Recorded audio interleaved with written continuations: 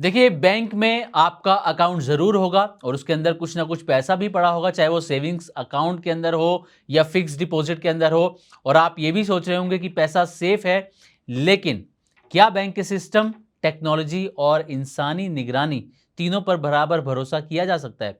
ऐसा हम इसलिए कह रहे हैं क्योंकि फाइनेंस मिनिस्ट्री की तरफ से संसद में जो आंकड़े पेश किए गए हैं वो आपको चौंका सकते हैं और आपको ये सोचने पर मजबूर कर सकते हैं कि आखिर अब अपने पैसों को सुरक्षित कहां रखा जाए। करोड़ों खाताधारक जो हैं वो एक बड़ी दुविधा में भी आ सकते हैं।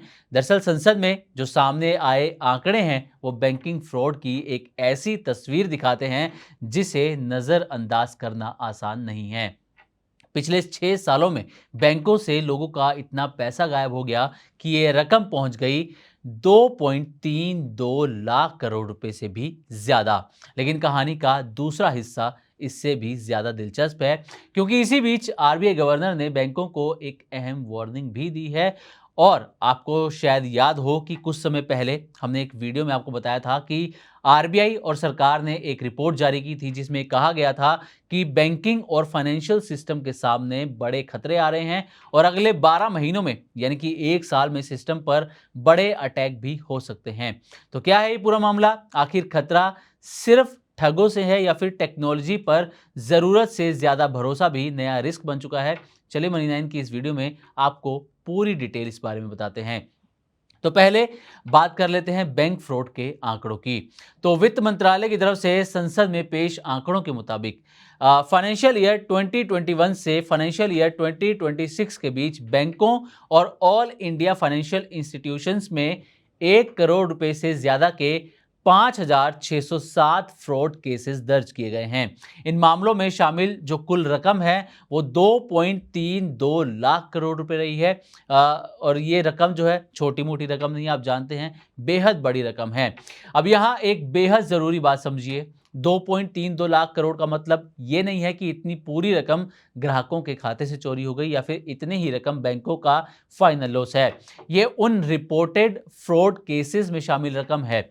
इसी अवधि में 6,283 करोड़ रुपए की रिकवरी भी दर्ज की गई है, लेकिन जो एक बड़ा अमाउंट है 2,25,426 करोड़ रुपए का अंतर रहा है, ये अनरिकवर्ड रकम रही है जो कि रिकवर नहीं की जा सकती है।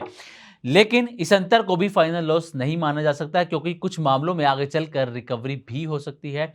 और सबसे बड़ी चिंता हालिया ट्रेंड को लेकर है। दरअसल फाइनेंशियल ईयर 2024 में 1 करोड़ से ज्यादा के 641 फ्रॉड केसेस थे, जो 2025 में बढ़कर 941 और 2026 में बढ़कर 1,330 हो गए हैं। यानी कि FY26 में केसेस पिछले साल के मुकाबले करीब 41% तक बढ़ चुके हैं। अब इन मामलों में शामिल रकम भी 30,121 करोड़ रुपए से ज्यादा बताई गई है और 30,121 करोड़ रुपए से जो रकम है वो बढ़कर 46,559 करोड़ रुपए पर पहुंच गई है। अब आता है इस खबर का दूसरा हिस्सा। ये तो बात हमने पहले की बैंक फ्रॉड की कि खातों से कितना पैसा जो है वो ठगों ने ठग लिया, फ्रॉड हो गया। अब आते हैं दूसरे हिस्से पर जो हमने शुरुआत में बताया था कि आरबीआई गवर्नर ने क्या वार्निंग दी है, और आखिर में फिर आपको आरबीआई और सरकार की रिपोर्ट के बारे में बताएंगे जो अगले 12 महीनों के हमने जिक्र किया था। तो दरअसल आरबीआई गवर्नर संजय मल्होत्रा ने बैंकों को एआई के इस्तेमाल में ह्यूमन ओवरसाइट बनाए रखने पर जोर दिया है। उनका कहना है कि एआई को ह्यूमन जजमेंट की जगह नहीं लेना चाहिए, बल्कि उसे बेहतर बनाने में मदद करनी चाहिए। खास चिंता यह है कि किसी गलत फैसले की जिम्मेदारी सिर्फ एल्गोरिदम या फिर टेक्नोलॉजी वेंडर पर डालना स्वीकार्य नहीं होगा, ये साफ साफ आरबीआई गवर्नर ने कहा है। आरबीआई गवर्नर ने एआई से जुड़े साइबर सिक्योरिटी रिस्क और एल्गोरिदमिक बायस जैसे मुद्दों पर भी ध्यान दिलाया है। आरबीआई अब बैंकों में इस्तेमाल किए जा रहे एआई मॉडल्स की इन्वेंट्री पर भी जोर दे रहा है, ताकि टेक्नोलॉजी के इस्तेमाल में ट्रांसपेरेंसी और रिस्पॉन्सिबल गवर्नेंस बनी रहे। दरअसल संजय मल्होत्रा पहले भी ये कह चुके हैं कि टेक्नोलॉजी कस्टमर सर्विस और ग्रीवियंस रेड्रेसल को तेज और बेहतर बना सकती है, लेकिन ह्यूमन ओवरसाइट, डेटा प्राइवेसी और बायस मिटिगेशन जरूरी है। अब आखिर में आते हैं आरबीआई और सरकार की रिपोर्ट पर जो जून में सामने आई थी। तो ईटी की एक रिपोर्ट के मुताबिक आरबीआई की फाइनेंशियल स्टेबिलिटी रिपोर्ट जून 2026 में यह दावा किया गया था कि बैंकिंग और फाइनेंशियल सिस्टम के सामने बड़े खतरे आ रहे हैं और अगले 12 महीनों में बैंकिंग सिस्टम पर बड़े साइबर अटैक भी हो सकते हैं। एआई इनेबल्ड साइबर अटैक्स जो हैं वो सबसे बड़ा खतरा बनते हुए नजर आ रहे हैं और आरबीआई ने जो प्रमुख बैंक हैं और जो एनबीएफसीज हैं इनसे राय भी मांगी थी साइबर सिक्योरिटी और साइबर अटैक्स के ऊपर। और कई जो इंस्टीट्यूशंस थे, संस्थान थे, इन्होंने भी माना कि आने वाला 1 साल में जो है वो खतरा और बढ़ता हुआ नजर आ रहा है और साथ ही एआई बेस्ड साइबर हमले जो हैं, अटैक जो हैं, वो सबसे बड़ी चुनौती बनने वाले हैं।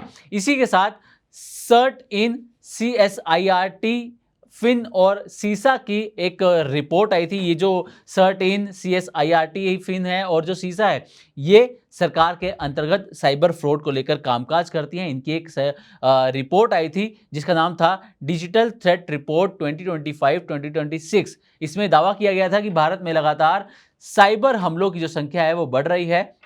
2021 में करीब 14 लाख साइबर अटैक हुए थे जो 2025 तक बढ़कर 29 लाख से ज्यादा हो गए।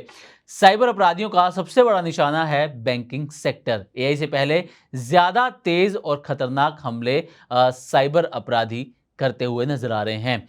तो कुल मिलाकर बैंक ग्राहकों और इन्वेस्टर्स के लिए क्या संदेश है? संदेश ये है कि टेक्नोलॉजी बढ़ रही है, फ्रॉड के तरीके भी बदल रहे हैं, इसलिए सिर्फ डिजिटल कन्वीनियंस नहीं बल्कि स्ट्रॉन्ग कंट्रोल्स, ह्यूमन अकाउंटेबिलिटी और कस्टमर अवेयरनेस भी उतनी ही जरूरी है। बैंकिंग का फ्यूचर एआई ड्रिवन जरूर हो सकता है, लेकिन आरबीआई का संकेत साफ है, आखिरी जिम्मेदारी इंसान की ही रहनी चाहिए। तो उम्मीद करते हैं कि हमारी दी गई जानकारी आपको अच्छी लगी होगी। इसी तरह की और भी वीडियोस के लिए देखते रहें मनी 9 और सब्सक्राइब करें हमारे यूट्यूब चैनल